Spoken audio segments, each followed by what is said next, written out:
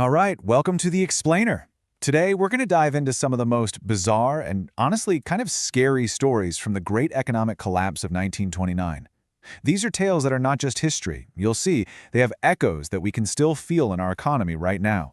So to really get a feel for the sheer shock of the crash, you've got to understand the vibe right before it happened. I mean, we're talking about an era of just wild, completely unbreakable optimism. And this quote? It was from one of the top economists of the time, and he said it just days before the whole thing came crashing down. And look, this wasn't just hype. The stock market had been on an absolutely insane run for years. Think about this. The Dow Jones shot up six-fold, that's 600%, in only 8 years. It really truly felt like the party was never going to stop. All right, so let's get into our first story. This one's a classic, and it's all about how, sometimes, the biggest warning signs come from the last place you'd ever think to look. So, the legend goes like this. Joseph Kennedy, JFK's dad, is getting his shoes shined. And the kid shining his shoes starts giving him stock tips. Right then and there, a light bulb goes off for Kennedy. He realizes, wait a second, if the shoe shine boy is in on this, that means everyone is in. There's no one left to buy. The bubble is about to pop. So what did he do? He went straight back to his office and sold every single stock he owned. You know, there's actually a term for what Kennedy picked up on. It's called market sentiment. It's basically the overall mood of all the investors, the feeling in the air. And when that feeling is total euphoria, when everyone thinks they're a stock-picking genius, that is often a huge flashing warning sign that things are about to go south. Okay, so our next story builds on this idea, but from the complete opposite perspective. Because while millions and millions of people were losing everything, one guy made an absolute fortune by betting that they would. This really shows you the two sides of the coin in 1929. You had the crowd, who were all in, buying on what's called margin, which is just a fancy way of saying they were borrowing a ton of money to buy even more stocks. They were chasing the hype. And then you had this guy, Jesse Livermore. They called him the Great Bear. He looked at this whole scene and saw a massive bubble, and he did the exact opposite of everyone else.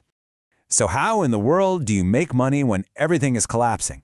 Well, Livermore used a strategy called shorting, and really it's just a bet that something will fail. Imagine you borrow a friend's super valuable comic book that you think is about to become worthless. You immediately sell it for $1,000. A week later, everyone realizes it's a fake and its price crashes to $1. You buy it back for $1, give the comic book back to your friend, and you get to keep the $999. That's shorting. And wow, did Livermore's bet pay off. As the market was in total freefall, he made over $100 million. Now, to put that into perspective, in today's money, that's billions. He became one of the richest men on the planet, basically overnight. But this crash wasn't just about stocks.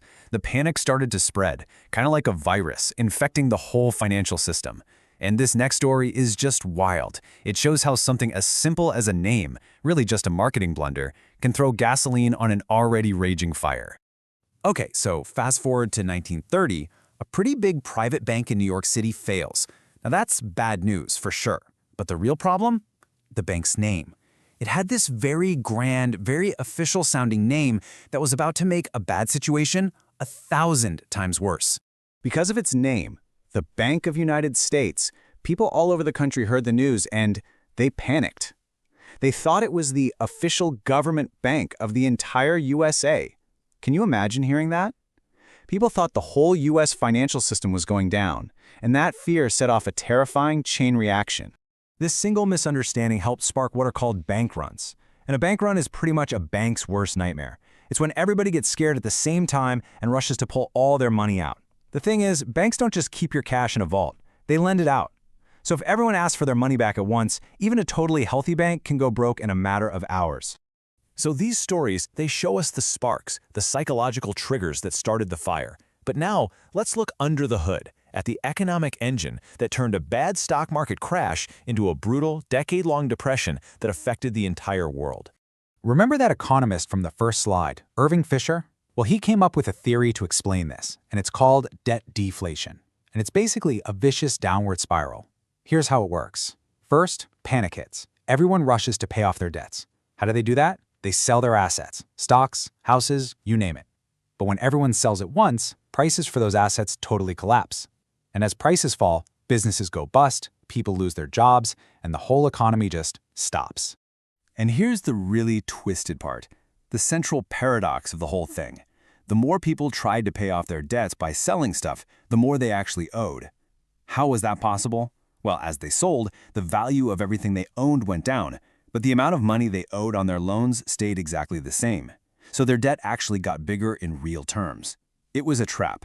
The very thing they were doing to save themselves was actually sinking the whole ship. And the result of this spiral, it wasn't just numbers on some chart. This was a full-blown human catastrophe. The entire economic output of the country was cut almost in half. And unemployment, at its worst, it hit 25%. Think about that. 1 out of every 4 people who wanted a job simply couldn't find one. And what did that actually look like for regular people? It meant families getting kicked out of their homes and having to live in shanty towns that they bitterly nicknamed Hoovervilles. It meant farmers, who were already struggling, got hit with a double whammy, a massive drought that turned their farms into the Dust Bowl. One historian said people experienced medieval hunger. The American dream wasn't just on hold, it had become a nightmare. So, after hearing all this, what's the big takeaway? Why are we still talking about these stories from almost 100 years ago? Why does any of this still matter today? Well, the lessons here are absolutely timeless, and they apply to everyone. For the people in charge, the policymakers, the lesson is you have to act fast to stop the bleeding, to prevent that domino effect. For investors like you and me, it's that shoeshine boy rule. When your cab driver starts giving you stock tips, maybe it's time to get a little nervous. And for all of us, it's a powerful, sobering reminder of just how quickly our complex financial world can fall apart. And that leaves us with one last really important question to think about. Our world today is running on way more debt than in 1929. And bad news, well, it can spread around the globe in a split second. So have we really learned our lesson? Are we safe from those same psychological triggers of fear and greed? Or could our modern, super-connected world actually make us even more vulnerable to a crash like that?